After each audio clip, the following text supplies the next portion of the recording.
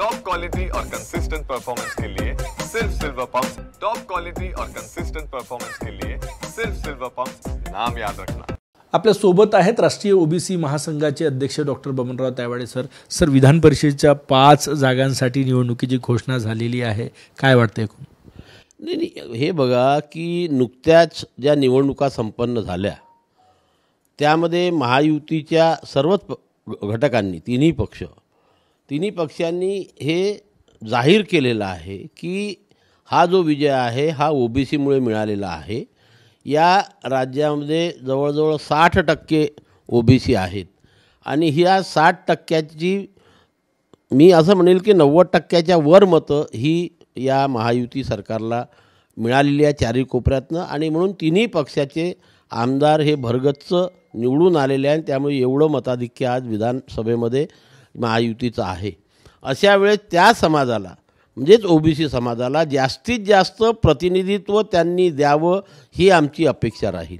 कारण कुठलाही समाज आज हा 400 जातीचा समूह असलेला ओबीसी समाज जेव्हा एवढ्या मोठ्या संख्येने या महायुतीच्या मागे भरभक्कमपणे कुणाचे याला बळी न पडता उभा राहतो आणि त्यांना विधानसभेमध्ये एवढं मताधिक्य मिळवून देतो, तेव्हा त्या समाजाला न्याय देण्याचं काम या सरकारचं आहे, महायुती सरकारचं आहे।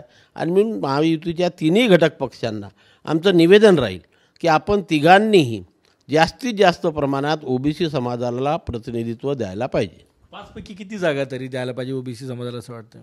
5 पैकी कमीत कमी 3 जागा यायला पाहिजे। आम्ही जेव्हा 60% म्हणतो लोकसंख्येच्या प्रमाणामध्ये जर आपल्याला प्रतिनिधित्व द्यायचं आहे तर 5 जागेपैकी 3 जागा कमीत कमी येतात। आम्ही तर म्हणतो 5च्या 5 जागा द्यायला पाहिजे, काय न द्यायला काय।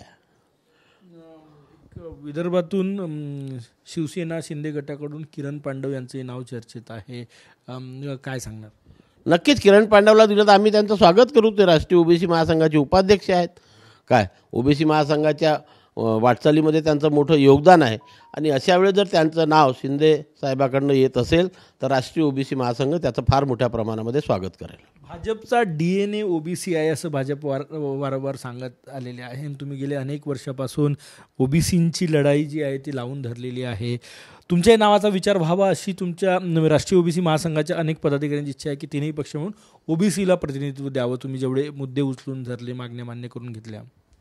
नाही, खरं म्हणजे हे बघा की विधान परिषदेकडे मान्य राज्यपालांकडनं ज्या व्यक्तींची नियुक्ती केली जाते त्यामध्ये असं अपेक्षित असते की शिक्षण क्षेत्र, सामाजिक क्षेत्र, क्रीडा क्षेत्र, जे सांस्कृतिक क्षेत्र, या विविध क्षेत्रामध्ये ज्या लोकांचं भरगच्च काम आहे आणि जे समाजाला न्याय देऊ शकतात अशा व्यक्तींची नेमणूक करण्याची तरतूद आतापर्यंत या राज्यामध्ये आणि देशामध्ये चालत आलेली आहे।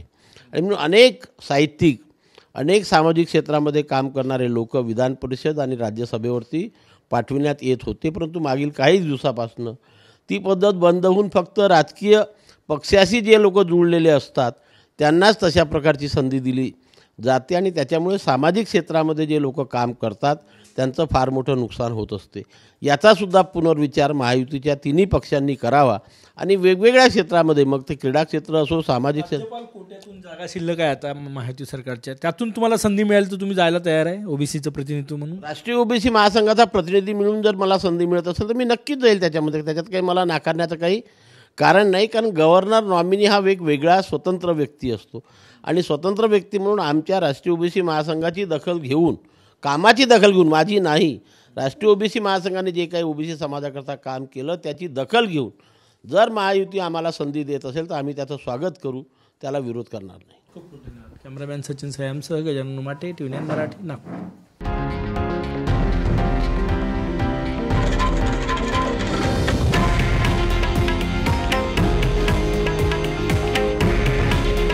हे आहे देशातील नंबर 1 न्यूज नेटवर्क आणि आपण पाहत आहात TV9 मराठी। काळजी तुमची, हित महाराष्ट्राचं।